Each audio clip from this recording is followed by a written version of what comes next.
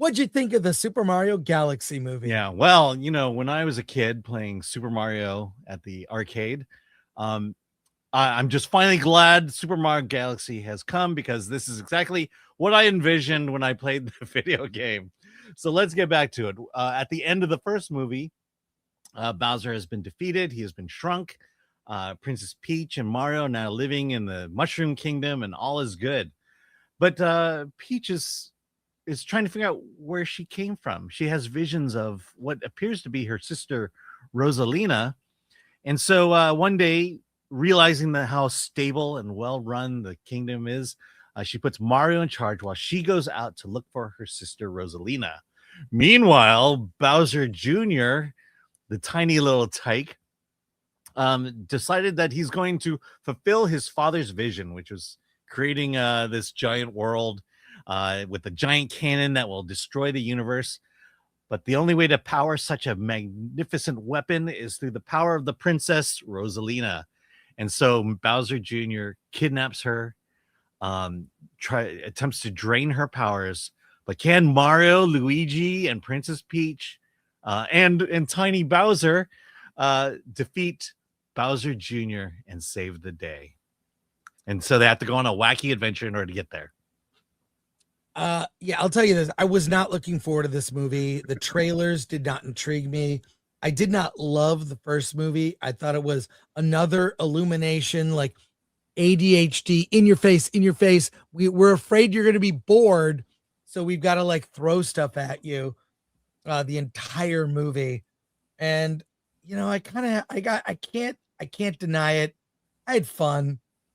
It's not a great movie, but it's a good time. I did see the movie with I'd say like maybe a third or more of the audience were kids, which is the target audience for this movie. And there's some really good cameos. There's one I really want to talk about that's from the early, 8-bit NES days. There's a great cameo. Let's not ruin it. But another cameo I really love was Fox McCloud, Glenn Powell as Fox McCloud, who was actually really good. I love Star Fox. It really brought back the memories of the early Nintendo. I don't have a Nintendo system now. I just have a PS5. I have some retro emulator I could use to play. But my favorite Mario game is Super Mario 64. It is bar none the best music, the best, and that's another part of the movie. The music, Nintendo has a way of getting like a 15 or 20-second loop of music that you could listen to for hours. It's weird. There's something about this whimsical, fanciful music on a loop that isn't boring. Super Mario 64 I finished that game.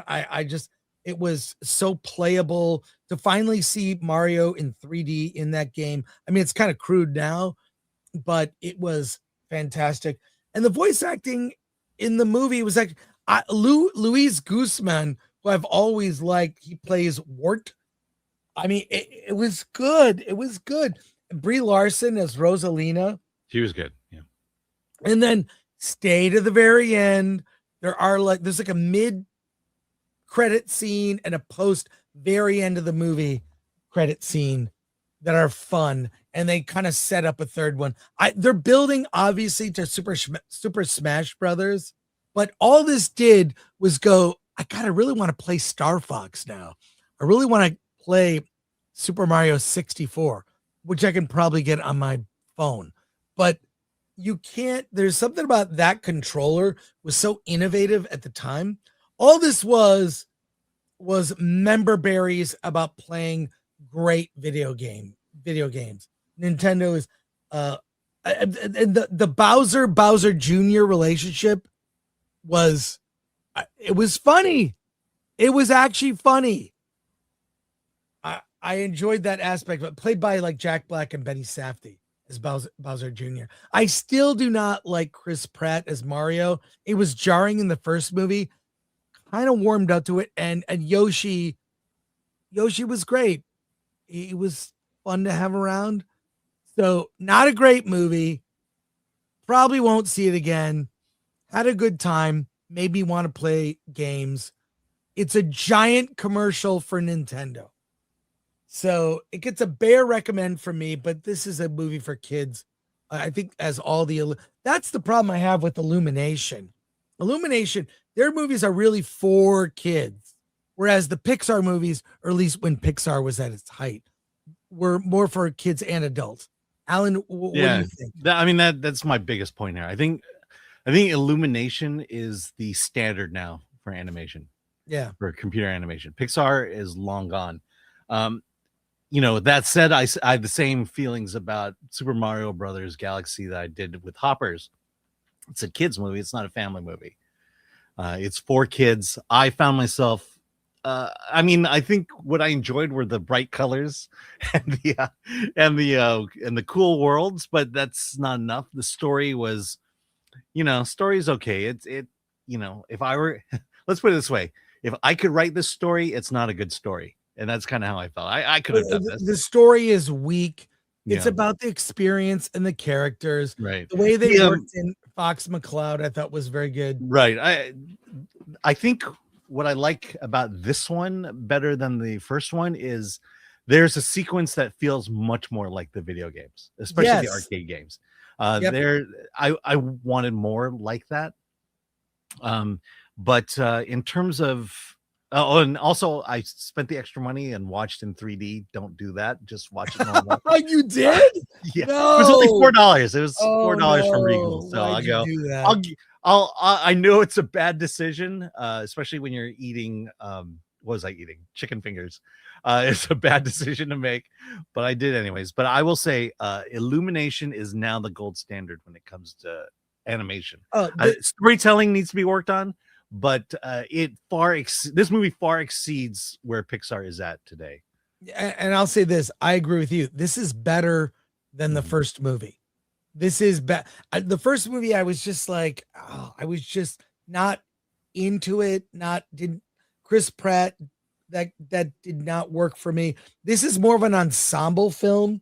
It's definitely like filled with so many cameos and even musical themes. I'm like, oh, that's from this level on that, like I'm sitting here hearing the music really made it for me too. The music, the cameos. That's really what this is like, do you like Nintendo stuff? We got a lot of it, and that one reference we talk about from NES days was great. I was like, what is that? And I go, oh, I know what that is. Yeah. I had one and it never worked right. I ended up reselling it. I just sold it, and you can pick those up. But yeah, so I guess we're recommending it. I'm if surprised. You have kids that are into this, I mean, my daughter will not see this movie. Could not drag her to see. Really? Yeah, because she hasn't played Mario video games, and she doesn't like Chris Pratt. Okay, well, there's a reason, but you recommend it as well as just like if you have kids, there'd be no way I would see this movie if I didn't have kids. Well, I saw the film with my daughter, and she really loved it, and we had a good time. So I recommend it. Definitely if you go with like family, this is definitely a family movie. The one thing, last thing I'll say, it's a kids movie. It's not a family movie. It's a kids movie, not a family movie. But I will say I was never bored. I mean, every second it was like the next thing and the next. It was like I didn't get bored. And it's just over 90 minutes. So you're in, you're out. See, that's the thing. The boredom that you didn't experience was basically ADHD type. That's what I mean. I still need a story that I can latch onto, and this one, no, it's just it's like you're leveling up from the video game.